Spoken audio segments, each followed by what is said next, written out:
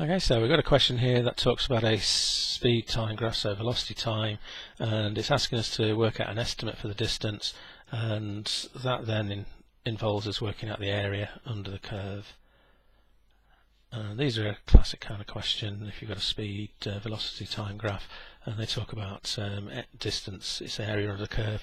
If they talk about acceleration, then it's about the gradient using the tangent at a particular point. Or if you want the average acceleration, then you just join from one end of the curve to the other and then work out that gradient, and that'll give you an average acceleration. But this is about area, and it's telling us to use 4 strips. So again, we're looking at the question carefully, and we're making sure we've understood what the information wants. So we go through the process then of using our ruler to create those 4 strips. And because they want us to go to the first 20 seconds, then we're going to come down, come down, come down, come down. Okay, so that's given us our 4 strips, and what we recognise is that these ones can be approximated as trapeziums.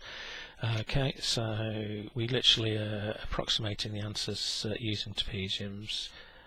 But we've got to realise that in doing that, the way this curve is operating is that we're actually overestimating, because we're actually working out an area that's slightly bigger than what's under the curve. Only slightly, but that's why it's an estimate.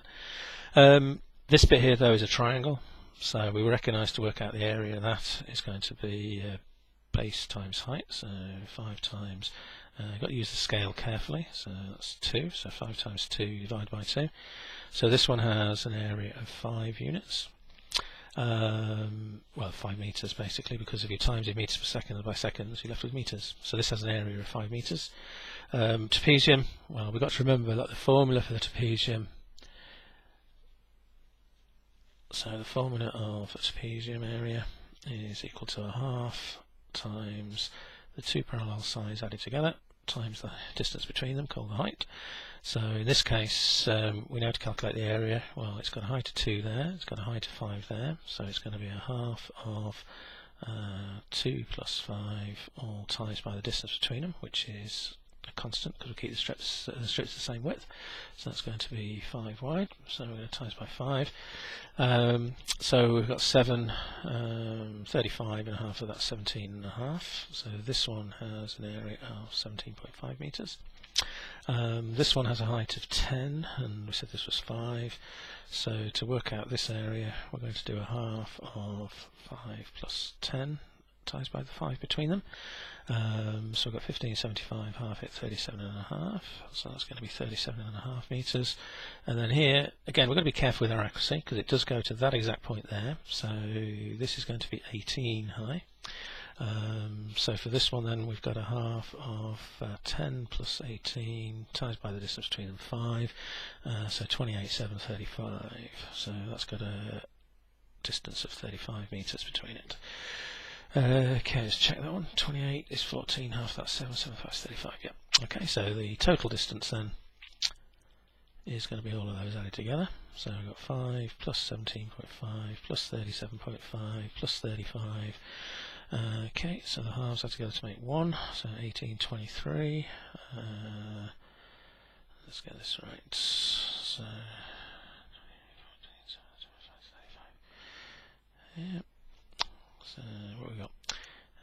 Okay, something's not quite right here. So what have I done wrong?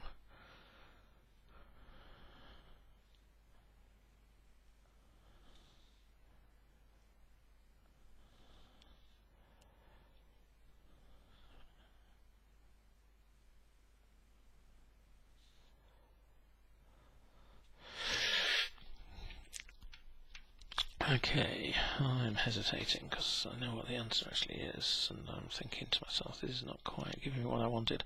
So let's have a look. 5 plus 17.5 plus, oops, wrong one. 5 plus 17.5 plus 37.5 plus 35 equals, so 95. So what have we done wrong? Okay.